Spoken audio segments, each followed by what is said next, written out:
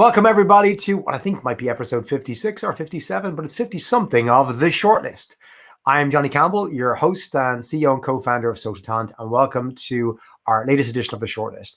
I'm really excited about this week's show as we've got not just one, not two, but three fantastic guests discussing a pretty important topic, and that is creating and sustaining employment for the visually impaired and blind. This is a really hot topic. I think it's one that's going to be close to the heart of many of you who are looking to both recruit, but also to drive more inclusivity in your organizations. And we've got a whole cast of folks who are really passionate about this subject and can teach you and educate you in how to really make this work for this community and for your organization.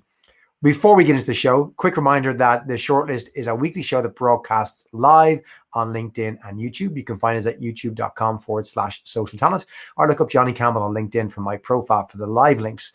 For those of you listening live, we welcome your questions, your comments. Just join us in the chat on either LinkedIn or YouTube, and we'll take those questions and comments and read them out live during the show or put them to our guests as appropriate.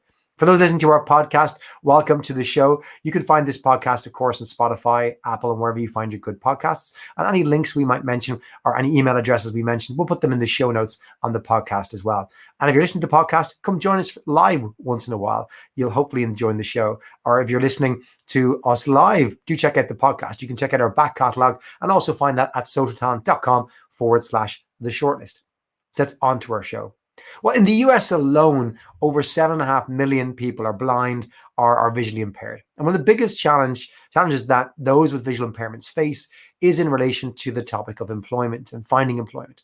And even as technology has advanced and society strives for inclusivity, especially post-pandemic, there are still countless barriers in place for the blind and visually impaired community when it comes to opportunities for work. So I'm delighted to be joined the show today, as I said, by a cast of people who are trying and succeeding in making a difference on this front. First up, we got Jax Willey, the president of the Orion Global Talent Group. We've got Billy Parker, who's the program director at NSITE, part of National Industry for the Blind.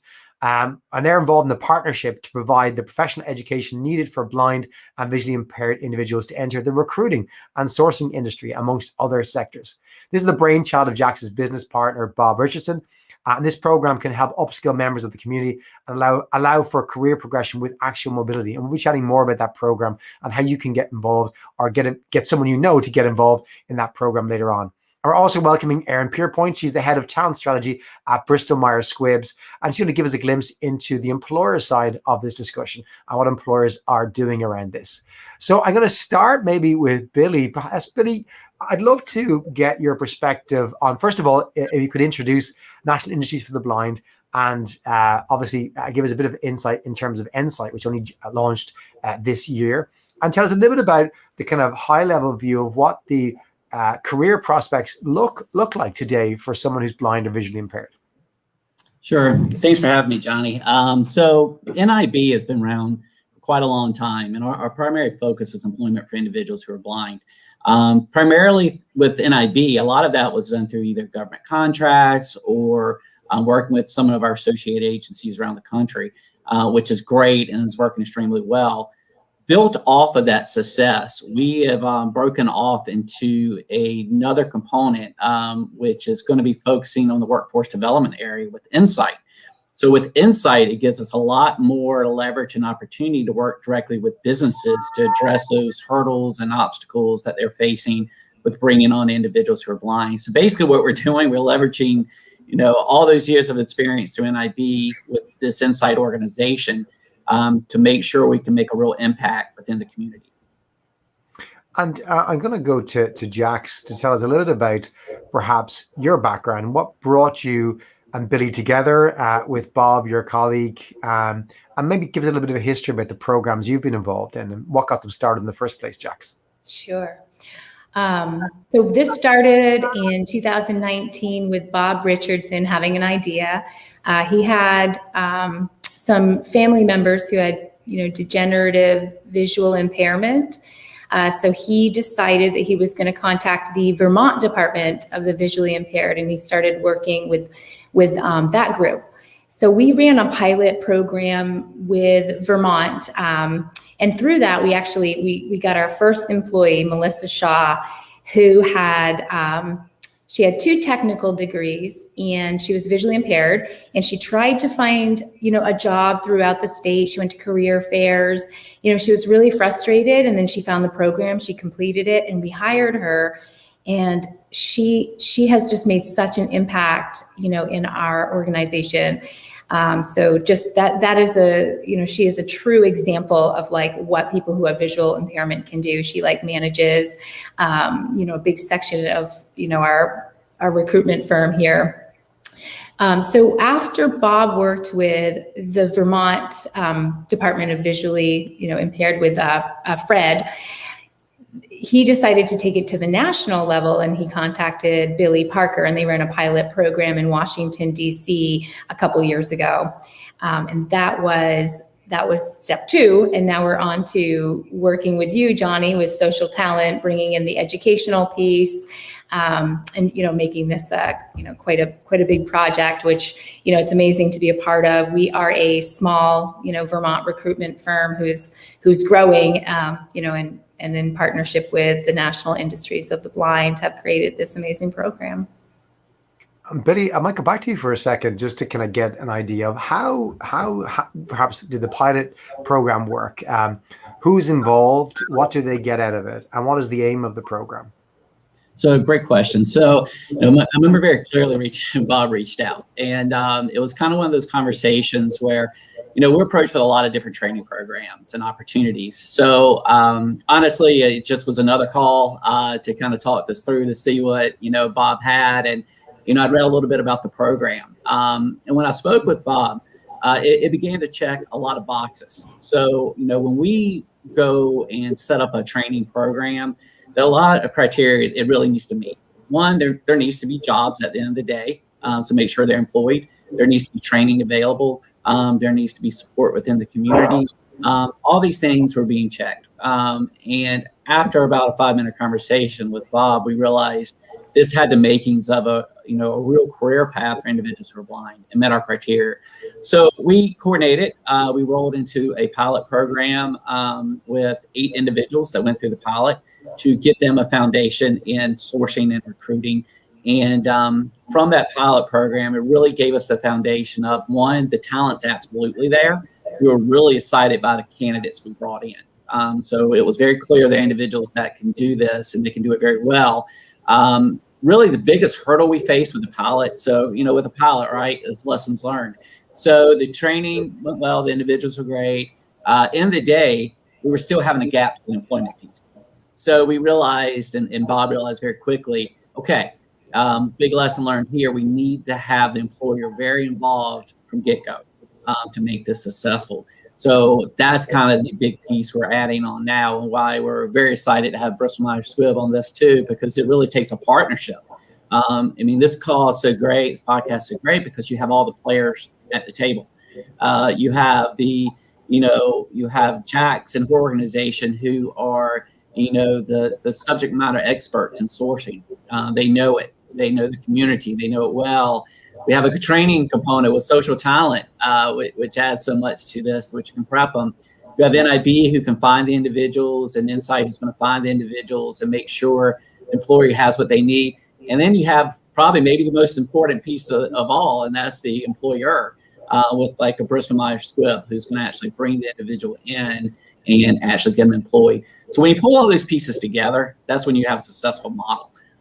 So based on that pilot, and some lessons learned, we feel very confident in rolling out the first official program coming up in, I guess, what are we saying, October, maybe timeframe to launch this. And that probably brings us nicely to Erin. I'd love you to tell us a little bit about what Bristol Myers Squibb has been doing in this area, and particularly the focus, obviously, on individuals who are blind or visually impaired. This isn't the only area that Bristol Myers Squibb focuses on. I know, Erin, perhaps you can share with us a little bit about your experiences and learnings as an organization, hiring folks from this background and community, and what you've learned, and perhaps you could share that with our audience. Sure, absolutely. Well, I am so thrilled to be here. And part of it is because I started my career as a recruiter and sourcer, as a headhunter. And so it's really nice to be in this place where there is a very, very much a talent shortage in the market for recruiters. And so I am wearing dual hats to some extent. Being an advocate for this program because it's near and dear to my heart, but also when we think about Bristol Myers Squibb and other large companies, we are looking at opportunities to evaluate our current processes, evaluate our systems and technologies to make sure that we have accessible processes and technologies in place so that we can welcome in low vision employees and have it be a great experience and not face the roadblocks and the obstacles because perhaps we haven't, addressed or thought proactively about what that experience will be as an employee or as a consultant or contractor. So some of the steps that we've taken at Bristol Myers Squibb, we have gone through audits of our processes, everything from are our careers websites accessible? What is the process to request an accommodation? An interesting piece of information is we had not, over 5 years, we'd only received 2 requests for accommodations through our website. And so instead of saying like, that's great, maybe nobody needs an accommodation, we actually took an opposite approach to say, why not, right? Is it not clear? Should we revisit that process? It seems like a really low number. So really taking a hard look at everything from how we interview candidates, how candidates apply online, what their day one experience is from a technology perspective, from an onboarding perspective, and using our Dawn team, which is our employee ERG group that's focused on employees with disabilities, to help us to reinvent ourselves to ensure that we are an employer of choice for low vision employees specifically. I love that attitude because it's something that I uncovered myself when Jax and Bob first approached me about this exciting opportunity, introduced me to Billy. We had to look at it, social talent from our perspective to go, we don't know if our platform is accessible and what that even would require. And I know, Billy, your team were fantastic at giving us a kind of once over and highlighting areas where we could improve, and we were delighted to make those changes to Erin's point. But I guess this is something that employers may not think about. They may not think about is our career site, our application process, suitable for someone who's got low vision or visually impaired, and maybe not have done that audit. Billy, is it something that that you work with organizations to help them do that, or is it something that you can recommend? Are there tools you can recommend that organizations could use today to try and just assess quickly if they're even compliant, if their career site is compliant, if their process is compliant from a reporting perspective? That's a great question. We mentioned some of the obstacles. One of the obstacles is definitely sometimes the accessibility of the systems. But what we don't want it to be is scary, right? Because that's what we run into quite a bit. We understand that, most businesses don't want to open themselves up because you just don't know what you're going to find, right? When you start looking at these systems, and it's not a reason that they don't want to hire, but they don't know what they're going to have to do to fix these. Sometimes they're very easy fixes. Sometimes they're complicated. You just never know. So what the key is having an organization come in who understands what they're looking for, because most of the time they're pretty minor fixes that don't require, Johnny, I know that was our experience with working with you. It was, finding those things that were some minor adjustments. And that's not always the case, but most of the time it is. So to answer your question, yes. So NSITE, one of the big resources we offer is actually doing assessment of systems for businesses, because it's going to be a key to make sure it's successful, right? So, you go through all this, get the individual in there. One, the individual skills need to be very good. And that's on the individual to make sure their training is good to use the system. But 2, we need to go in early and make sure the system's going to work properly. Because the last thing you want to do is hire somebody and get in there and it's not working. Now we've got a problem. So, addressing it up front, and that's what we do. So, and that's what we do with some of our other training programs. So what we'll do also with sourcing. So prior to the employment, our organization can come in, look at the system. The key with us, so you asked, are there things people can do? There are a lot of automated tools out there. I will highly recommend against automated tools. It's, hey, plug the software in and it'll tell you if you've got a problem. Okay, there's 2 things. There's usable and there's accessible. So, okay, is it meet the accessible criteria? Maybe with the automated tools. Can someone who's blind go in there and use the system? Probably not. So we have blind users go in and test your system. So the individual that worked with you, Doug Goyce, who's absolutely amazing, he does that all the time, and he can pinpoint areas that need to be corrected or fixed. And then we coordinate and team with the business or the organization and partner. It's a collaborative effort. And that's one of the big things I just really have to say. It's something that needs to be done together, and it's not something that needs to be, you don't have to be fearful of addressing that issue, because there is a solution. But yeah, we're absolutely there as a resource to help address that. I had my own experience with that, and it was really refreshing. To your point, Billy, yes, there could have been 20 things we could have done, but Doug was brilliant, and your organization was fantastic at addressing the critical few to say these are the rules that just, if we don't change, it's going to be impossible to fully utilize the system. Here's stuff that would be nice to change, but they're okay, they're fine. And we were able to build our own roadmap of prioritization, which I think most employers would look to. But Jax, I'm going to go to you and ask you a question, and it's to the nature of this program that we're all building together and launching on a bigger scale. Is the why. What made you think of sourcing and recruiting as a potential career? Obviously, there's no end of career options that someone who's got low vision or visually impaired could look at. But why this area? Why now? Well, I think that was the industry that we were in. We were, a recruitment firm in Vermont that was growing when Bob got the idea. But I think the most important piece of it, at least for me, is that there's just no ceiling on this type of career. So people, they don't have the option of only just, having an office job and having the satisfaction of going to work and being, valuable. They have limitless potential. They can work, as a recruiter, for Bristol Myers Squibb, and eventually maybe they could start their own business. There's just, it's limitless. And, I have found that to be really, amazing. I'm a woman who has a business here in Vermont, and, I'm in this industry. So I see just like the opportunities that open up for me. So I know those opportunities are there for these participants. I think that's probably the most exciting piece. It's not just an opportunity, it's an opportunity that has no ceilings. And Jax, if I could add to that, what I think is also really fascinating is the transferable skills that can make a great recruiter or sourcer. There's no limit. And so we've seen success from people who have a scientific background to a sales background to maybe was an educator, or truly any background, I think, could find their career pathway through recruitment and sourcing.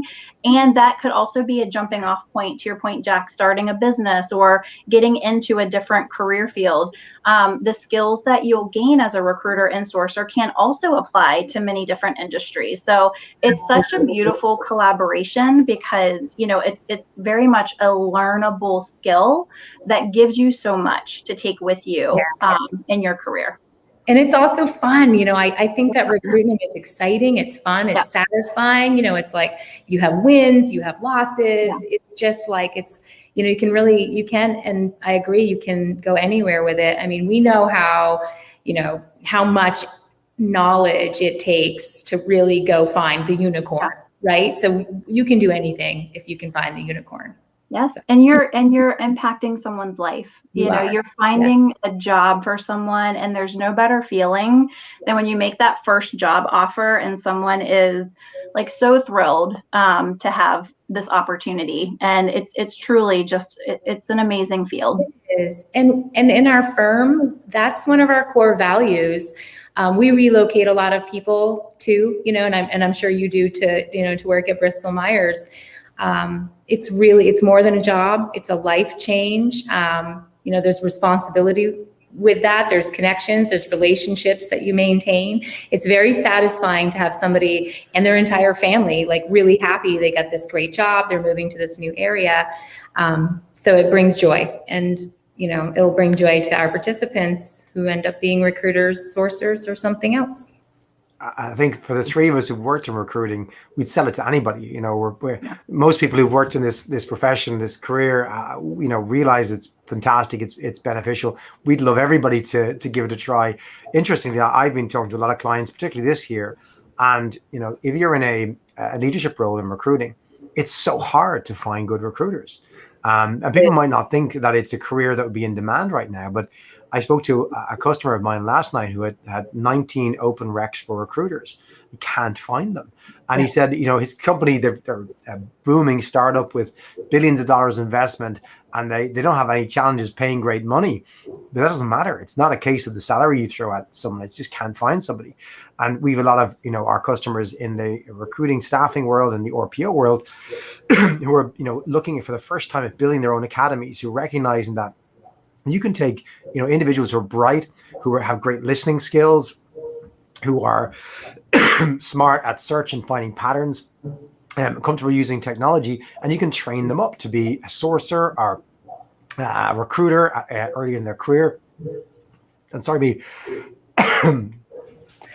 I absolutely agree with that. And, you know, I think that, you know, there's multiple different backgrounds that people can have that will make them good, you know, recruiters.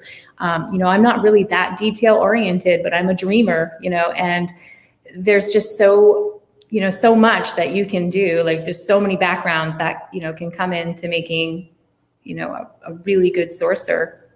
And thanks for jumping in and saving me, Jax. I know, had a frog in my throat. It's still there a little bit. I can keep going. But no, you might have to. But yeah, I think it's a great time to develop in this area, and I think it's a really marketable area. To Erin's point, I think you can go anywhere with this career. I've seen recruiters go into so many jobs, into sales roles, running their own business, running teams, customer success, into technical roles even.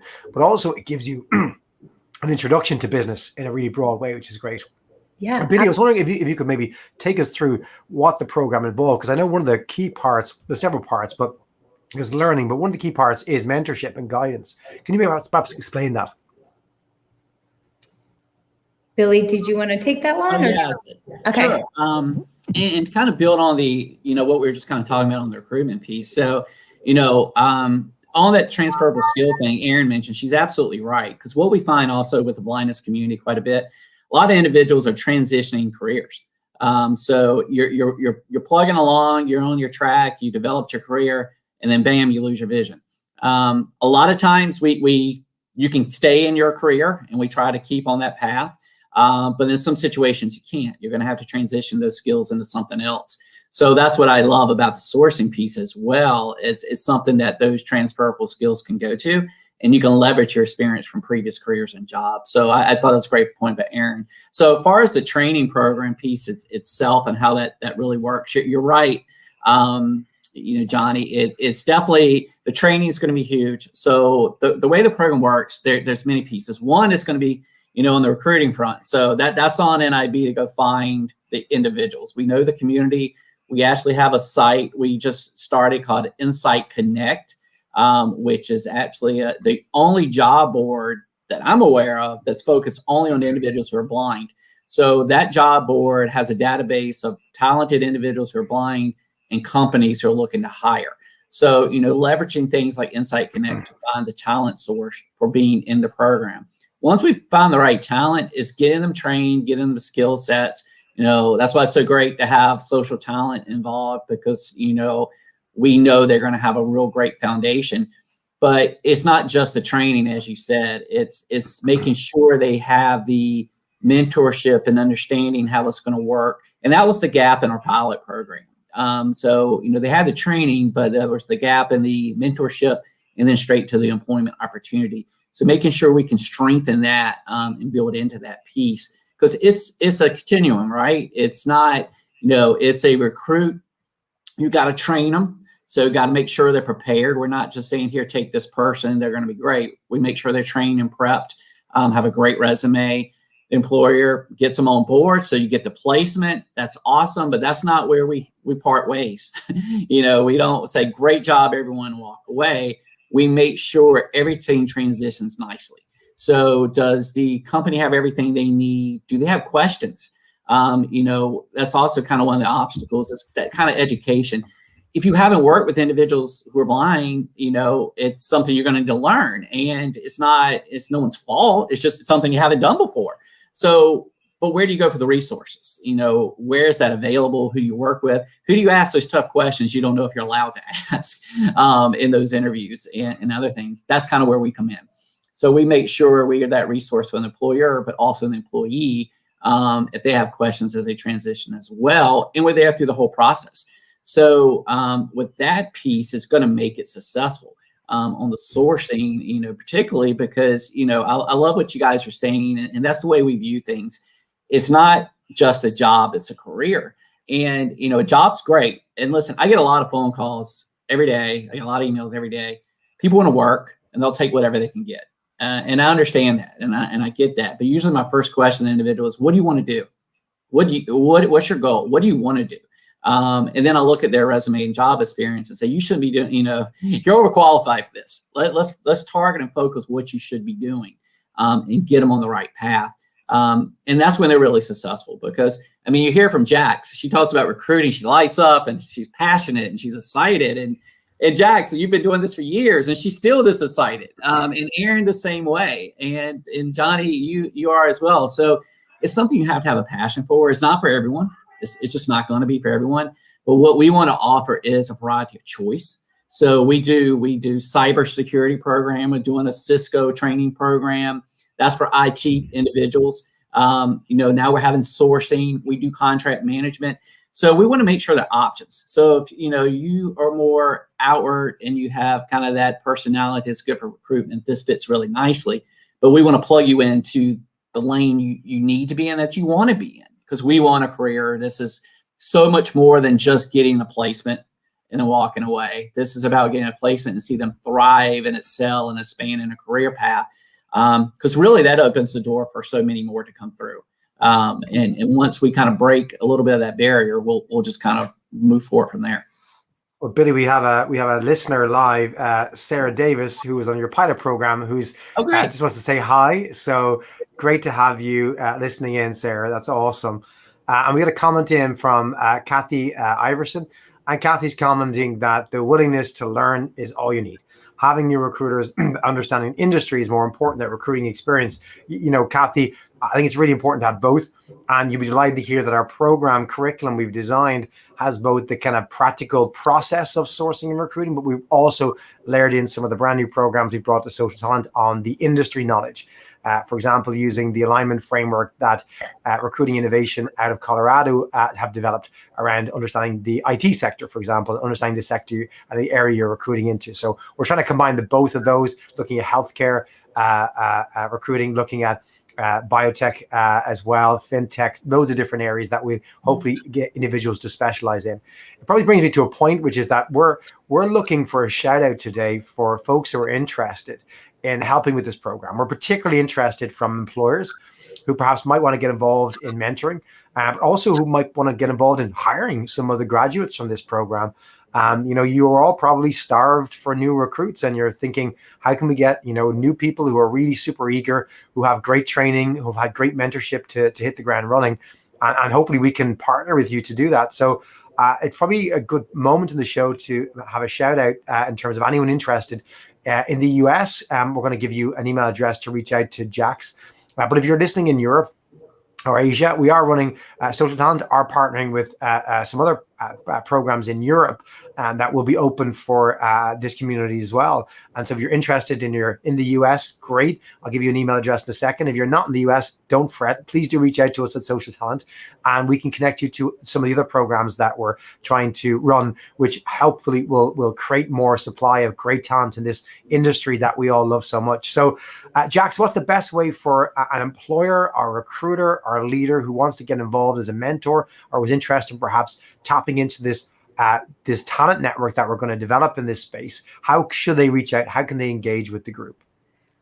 Send me an email at jax@orionogt.com, and I'll get back to you with more information, whether you're an employer or somebody who wants to be a participant. Awesome. That's Jax at orionogt.com. And if you're not available to mentor in the US or take talent in the US, but you are interested in doing it elsewhere, please reach out to me, Johnny at socialtalent.com. Go to our website, go to our social, wherever you want to find us, and we'll connect you to the right folks as well. So I want to go back to Erin for a second. So Erin, what are some of the things that employers should be considering when they're looking to take on talent? Perhaps in other roles, perhaps outside the recruiting roles we've been passionately talking about, but in other roles, how much consideration is required? You mentioned, obviously, you might have to look at the resources you provide and other considerations, but really, is there much else? Like, should we be considering individuals in this community for pretty much every role that's out there? Like, are there actually many obstacles? Is it just that, someone who's visually impaired can only do one type of job, or what's your experience? Yeah, it's such a great question. And I would say the sky's the limit. We need to create a healthy dialogue and just have open conversations around the experiences of candidates and employees and what barriers do exist so that we can address them. And I think in the past, those conversations have been shrouded a little bit in mystery, or people are afraid to ask questions, or Billy, to your point, they're not sure what questions to ask. And I think, my major takeaway and what I'm trying to drive within Bristol Myers Squibb is the safe place just to have the conversation, because people who are visually impaired or low vision should not feel like there are limited opportunities for employment, and there should not be limited opportunities. But we've got to somehow create a space where we can all talk about the obstacles so that we can solution together. But that would be my main takeaway, is the discussion. I have not, at BMS, we take every request for an accommodation on a case-by-case basis. And so when we do see candidates come in, we really try to shepherd them through the process and connect them to the right people and connect them to the right hiring managers, and really self-course correct along the way.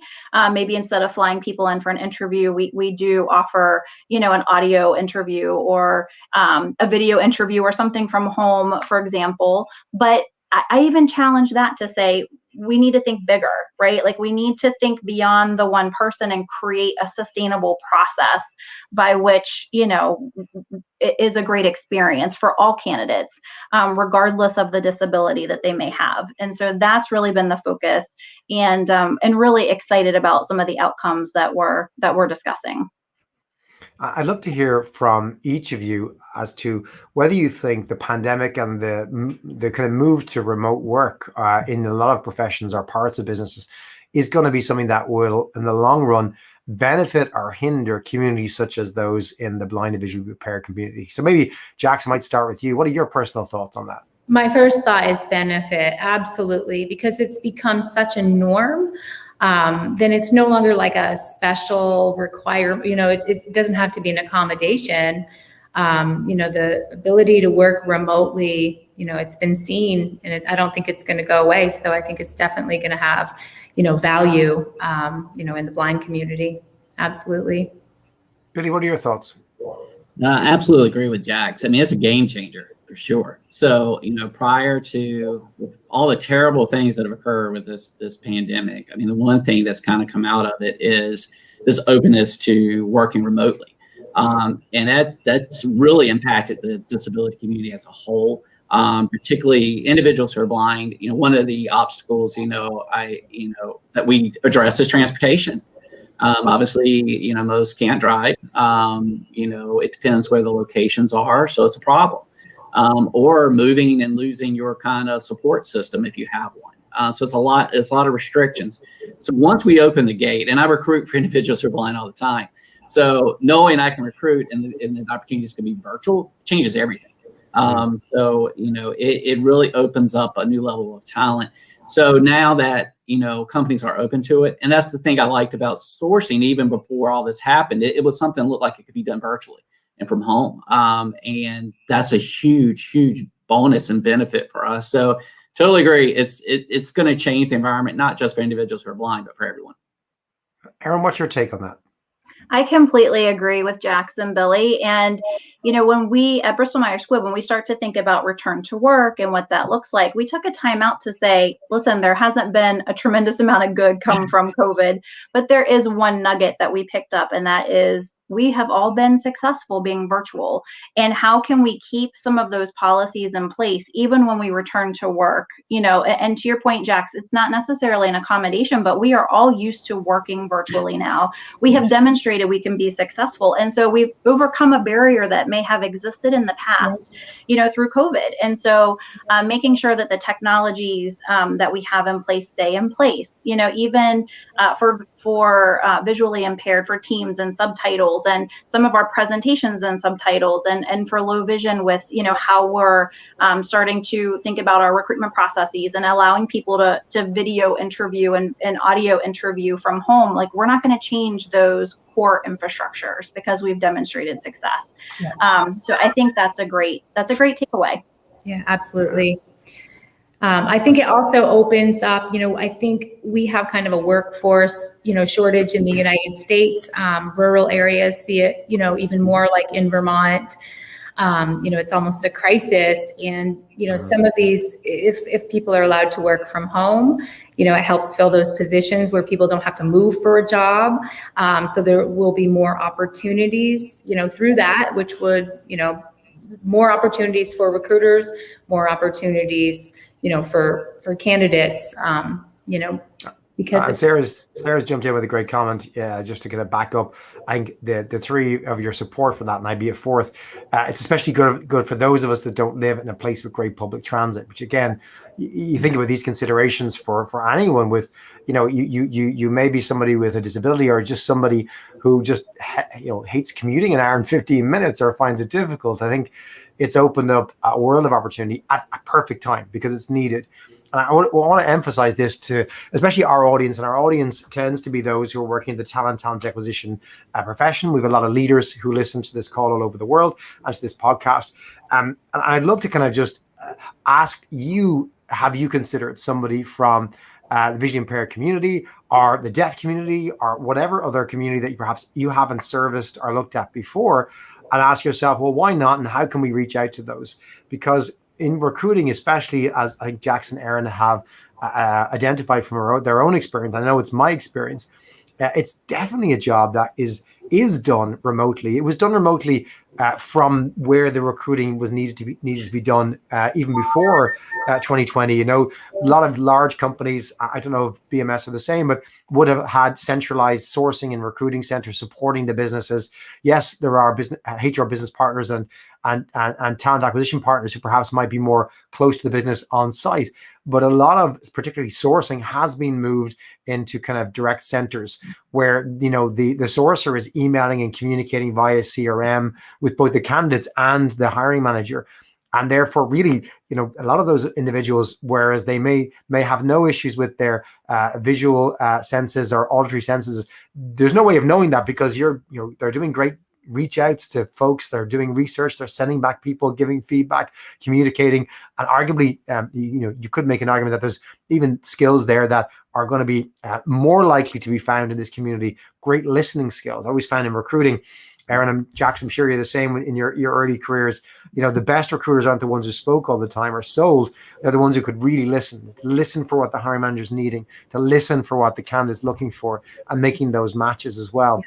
And you could argue that there's even a benefit for this community in others in taking these jobs. So I think it's just a shout out to those listening who are looking to try and hire more talent in their own talent acquisition and recruiting teams, who are thinking, how do we find talent?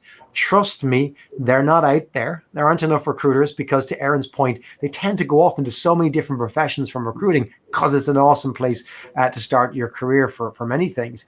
There's a real shortage. And rather than overpaying for somebody who perhaps has been working around for a few years, why don't you look at investing in somebody who, with a great opportunity like this, could be your most loyal employee and perhaps your best employee. I think that's one of the things that we're trying to create from this effort, is a whole new generation of recruiters and sourcers from all sorts of different backgrounds. As something that a lot of our customers and colleagues are looking to try and do is to drive more inclusive teams. The one thing that constantly comes back to me from those who've been successful is start with your talent acquisition and recruiting teams.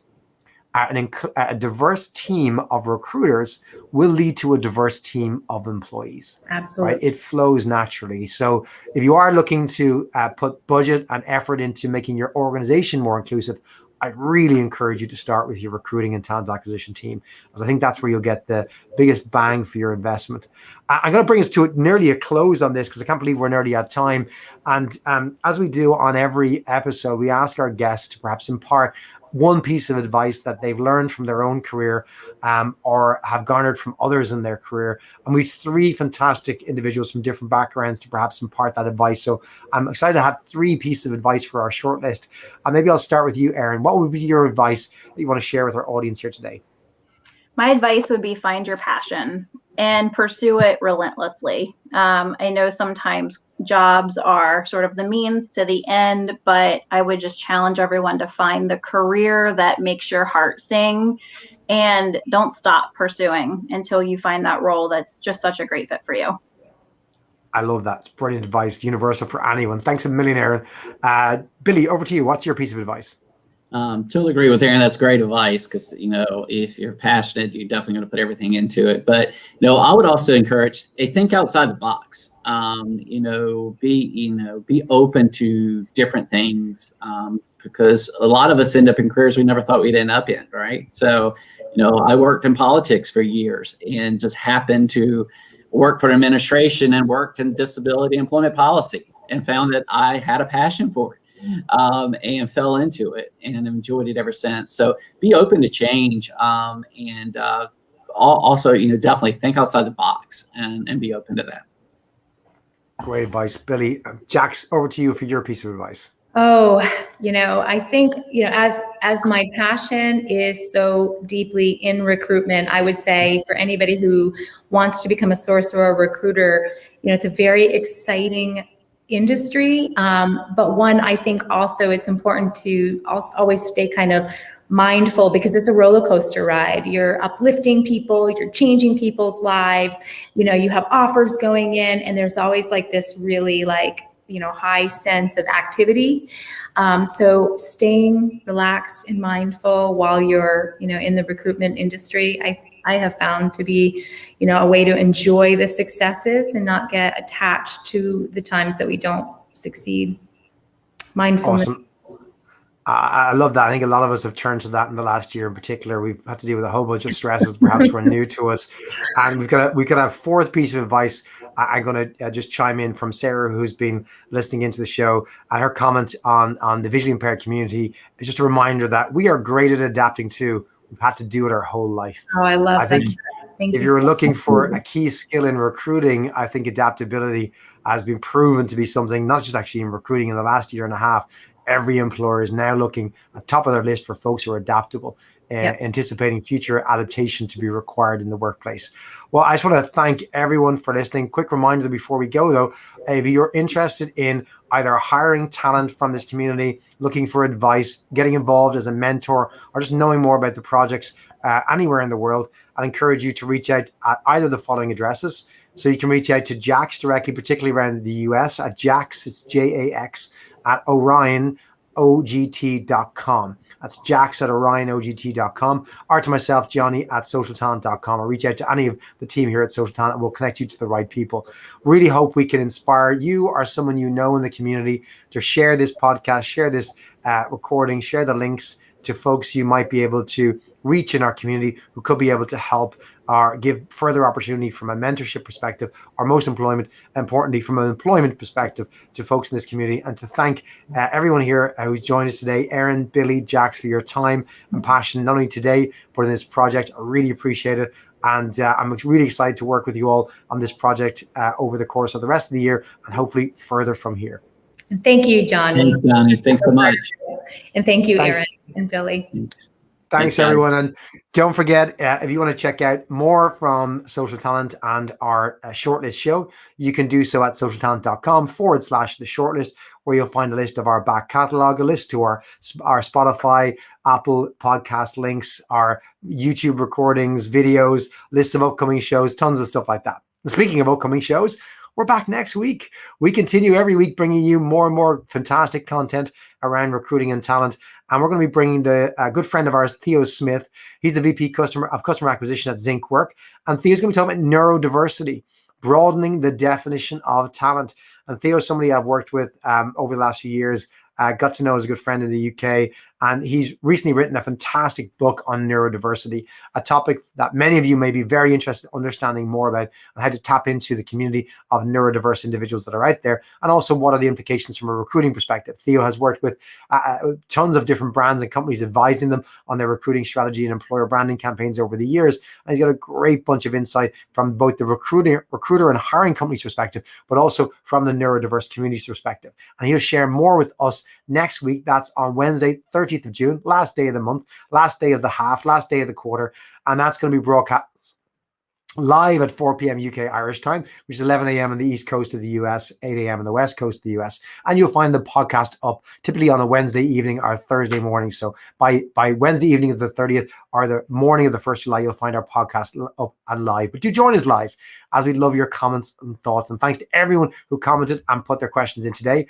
Really so glad you got the opportunity to listen to this week's show. And don't forget to reach out if you're passionate about helping this community, interested in hiring a differently abled individual for your recruiting team to better promote diversity and hopefully bring a great new talent to your team, supported by all of us here on this project. Please do reach out to us at Social Talent or to Jax at Orion Talent. Thanks for listening. We'll talk to you next week.